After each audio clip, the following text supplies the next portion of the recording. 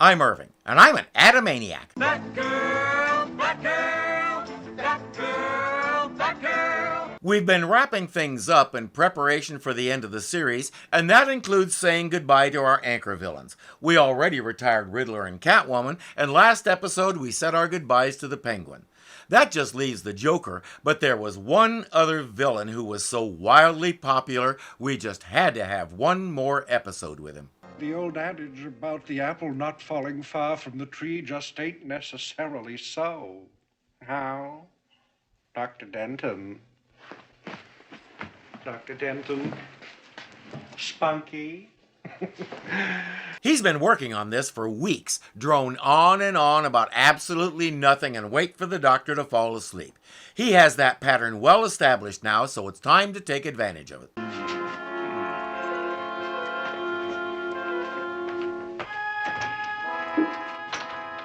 You know, I always had a feeling you never really listened to me. Continue. If the idea is to rehabilitate him and get him to throw off the King Tut persona, why does he still have all his robes and stuff? If you want him to become a regular guy, having him dressed like a regular guy and getting rid of the little chin warmer might take you a long way toward that goal. He heads immediately to the Rosetta Stone Company, maker of stone monuments and markers. Why me? Why me? Why not you? That's logical. I'm nothing if not logical. It's logic worthy of this show, there's no question about that. Take only $47,000, Tutlings. But there's 76,000, Poopsie. No need to be a pig about these things. Question number 1. How did he know there would be that amount of cash at this particular place? Question number 2. How did he gather a collection of Tutlings so quick? We don't know the answer to the first one, but we can answer the second one easily enough. It's a half-hour show. There isn't time for those kinds of questions. We have the money, almighty king of rogues. Master of thieves. Ruler of darkness. Defender of Egypt. Done one of us one. King of the Nile. Wait a minute, take it back one. Done one of us one. Yeah, I like that. Leave it in. Don't forget Poopsie. When the doctor eventually wakes up, I'm going to say about 6 hours or so later, he calls Gordon, who then calls Batman. Because calling Batman is the only thing the police can do about a threat like King Tut, he's a super criminal. What's super about him? Well, he does this. He has a really cool outfit and talks like a super criminal. That calls for Batman. What, you didn't know that? What a shame. That last report, our able Yale professor was well on his way to recovery. Batman's job is to stare out the window and muse about what might have been. Another 6 or 7 months of intensive analysis, and he might have been completely cured. Not under that doctor's branded treatment, he wouldn't. That doctor quit caring a long time ago and was going through the motions. That's how Tut was able to finagle him so easily. Batman and Robin are off to talk to Rosetta Stone, while the Gordon family have other things on their minds. Oh, you made up your mind, Daddy. You'd really like to move to the suburbs. It might be a pleasant change from my old brownstone if I only had time to find the place. Oh, my. Well, if I get a chance today, I'll check with a real estate broker or two for you, okay? Thank you, darling. At that time, a lot of cities required civil servants to live inside the city limits, especially police. I assume Gotham City doesn't have that requirement because I'd love to see him try to confirm Batman's address. King Tut has taken up residence in Florence of Arabia's belly dancing studio, which is currently closed due to stomach flu. When I was 15, I didn't get that joke. At the moment, I wouldn't mind being 15 again. She went by Angela Dorian, a stage name she took in honor of the famous ship the Andrea Doria. Her real name is Victoria Vetri. She doesn't have much of an acting resume, but later that same year she had the honor of being Playboy's Playmate of the Year.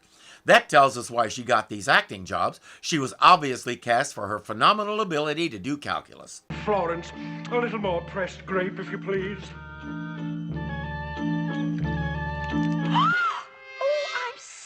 Poopsie. Mathematical geniuses frequently had bad aiming skills. I guess I got a little carried away. No matter, Flo. Your assets far outnumber your liability. He needs a lot of calculus done. Now, being Egyptian, naturally I have a nose. Most people do, even non-Egyptian ones. For nylanium. Nylanium, the hardest metal in the world. Oh, that. It's called nylanium because the only known deposit of it is under the Nile in Egypt.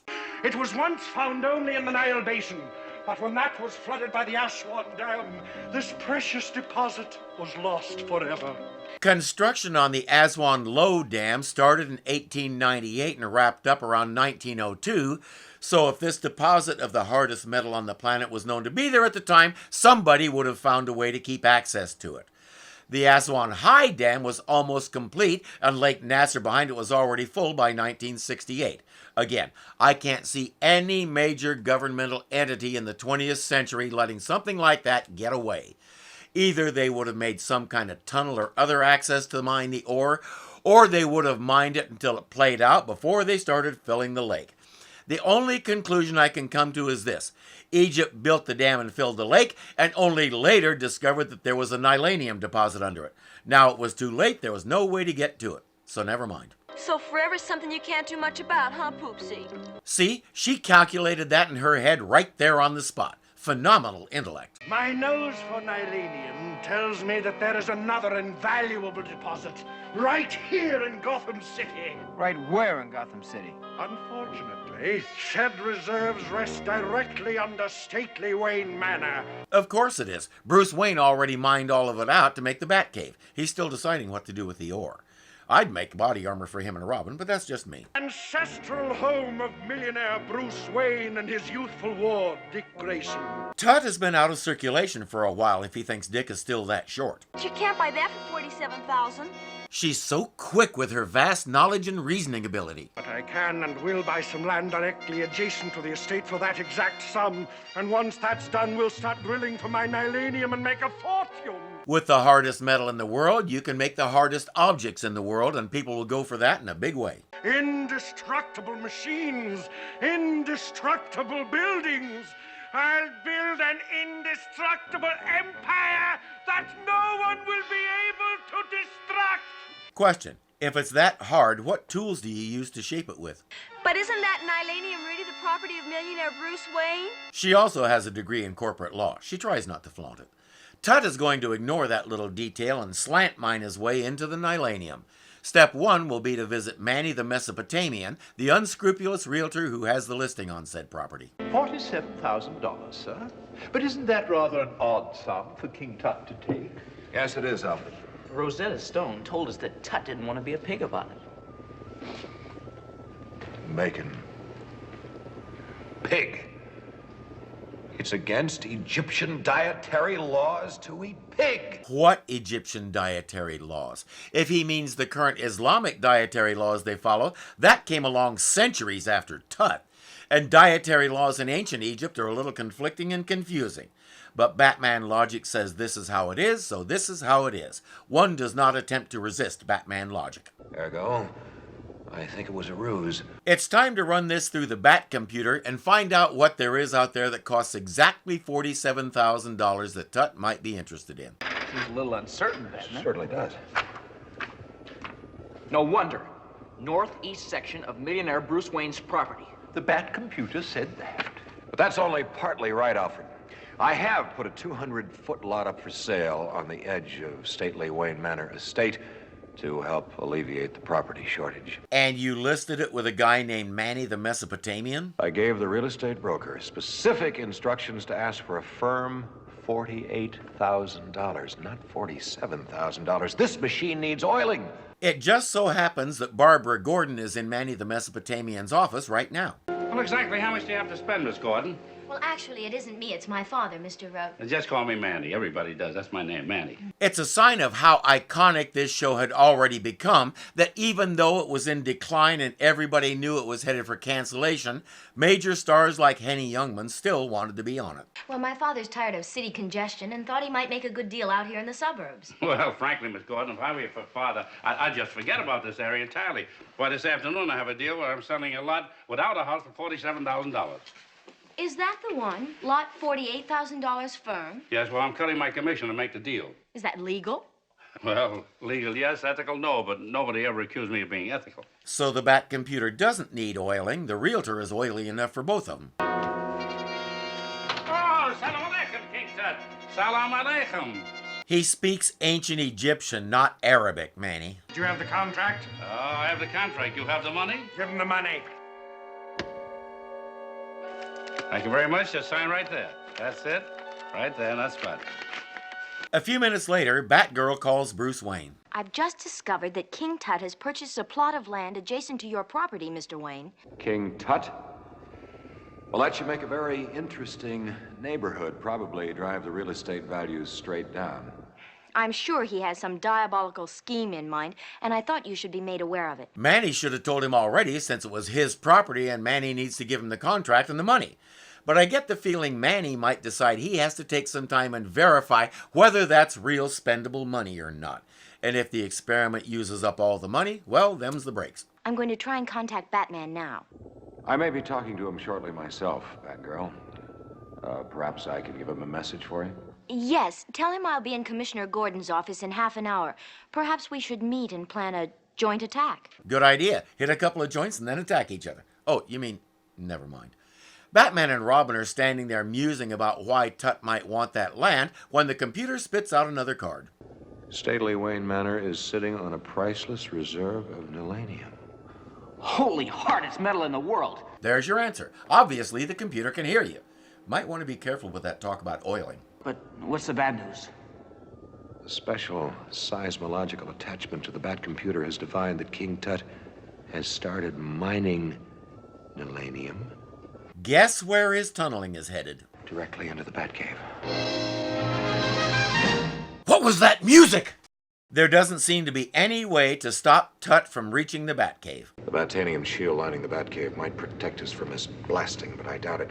You have a Batanium, whatever that is, shield around the cave, but it won't protect you from his blasting. What does it protect you from? No, we'll have to go topside and nab him before he strikes pay dirt. Nab him where? I suspect he may be operating from an abandoned mine on that property he bought. Call the police as Bruce Wayne and tell them that Tut is trespassing on your property with his tunneling. They escort him away, you blow up that abandoned mine tunnel, problem solved. He calls Batgirl in Gordon's office and asks her to meet him at the mine entrance. Apparently the cops aren't invited because when she leaves, Gordon and O'Hara just stand there. According to my Bat compass, north by northeast is in a general northeasterly direction. The world's greatest detective needed a compass to figure that out. And it shouldn't take us more than 3 minutes to run the mile. Gosh, Batman, that's a new world's record. Breaking world's records is just part of crime fighting, Robin. Now, if they can do a mile in 3 minutes, they must have some special running technique. I want to see what it is. But will they be too late? Topside, Tut's mining foreman is reporting their progress. Yeah, we done struck something, but it weren't no nilanium.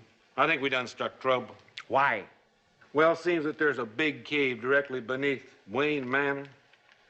It's lined with some hard substance, and we can't blast through it. He has more dynamite, and eventually it could probably blast through, but none of his men want to go down there. It's too dangerous. Tut says, fine, I'll do it myself. No collapsing mine can stop a guy named Poopsie. Ted, you're not going anywhere, Tut. Ah, look who's here, the dynamic Dullins. +1. Oh, and the dynamic dueña. Dueña? She's not old enough to be a dueña. She's young enough to need one, especially considering the trouble she gets herself into. instruct your royal yeggs to come quietly or you'll incur our wrath. Not by the hair on my chinny chin chin. Come on, boys. We've got too much to lose. Rather than stand and fight, Tut and his crew get into a mine car and start down the tunnel, which they keep erroneously calling a shaft.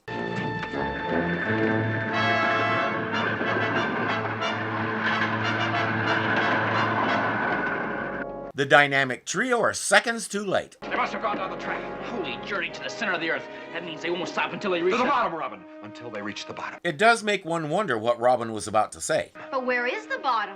Batgirl, you stay here and stand guard in case they come back up. This time we're going to have to make the 2-minute mark in the mile, Robin. Their technique for running a 3-minute mile involved running stiff-legged like you're a Ken doll. I wonder what the technique for a 2-minute mile is.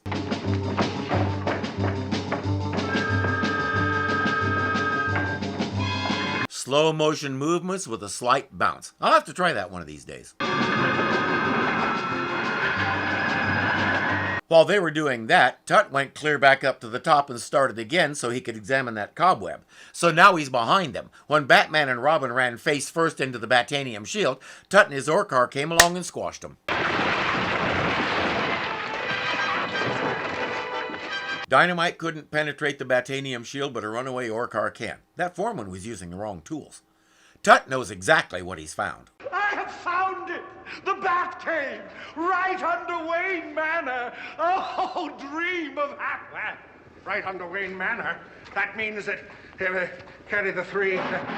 That means Robin and Batman are really Bruce Wayne and Dick Grayson! That's right. Robin is really Bruce Wayne and Batman is really Dick Grayson. Speaking of whom, he just found both of them.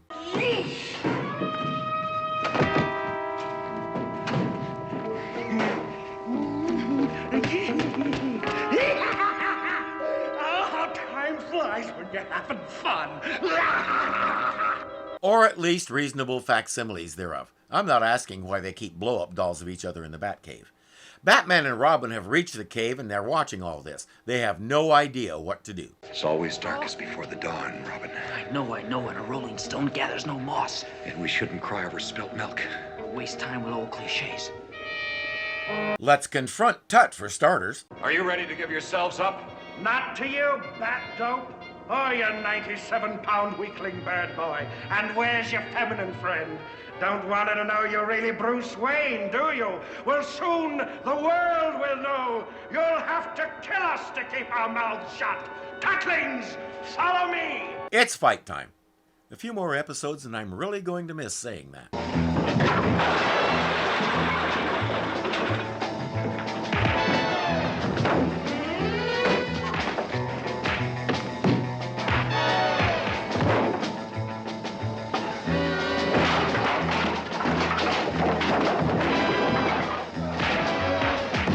Some of the equipment in the Batcave needs replacing, but let's break down the old stuff first.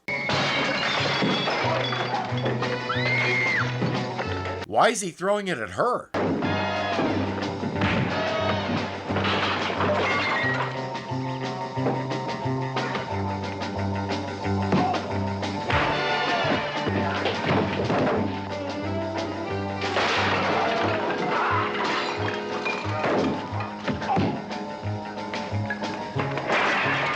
As Batman and Robin put the finishing touches on the henchman, Tut himself starts running back up the mine tunnel. I'll give them the Batanasia gas, Robin. You go tell Alfred to take them topside and deposit them on the lawn. They won't remember a thing of what they saw. Roger. He has Batnesia gas to make them forget, but it only makes them forget stuff related to bats, hence the name.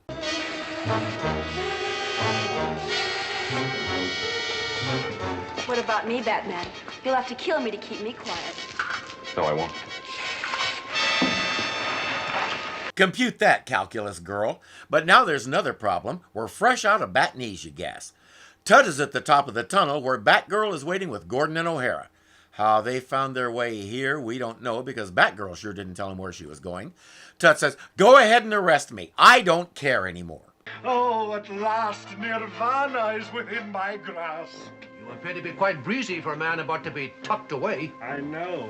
And so would you if you knew what I know. And if I know you, no doubt you know what I know now, no, huh? Why waste my time with someone who knows? I gotta find someone who doesn't know. You know? He's prepared to tell the world, and someday he may even get around to it. What has he told you? Nothing. He's been running off at the mouth about some secret or riddle. The beans, so to speak, are about to be spilled. Batman and Robin, prepare to meet the end of your usefulness. Lady and gentlemen, Batman and Robin are the... I have to see that again. Batman and Robin are the... This will be the last line we get from King Tut. I want to savor it. Batman and Robin are the... Goodbye, sweet king, and thanks for all the great moments. Because we all know it won't be King Tut we see next. You were about to tell us a secret, King Tut. King Tut?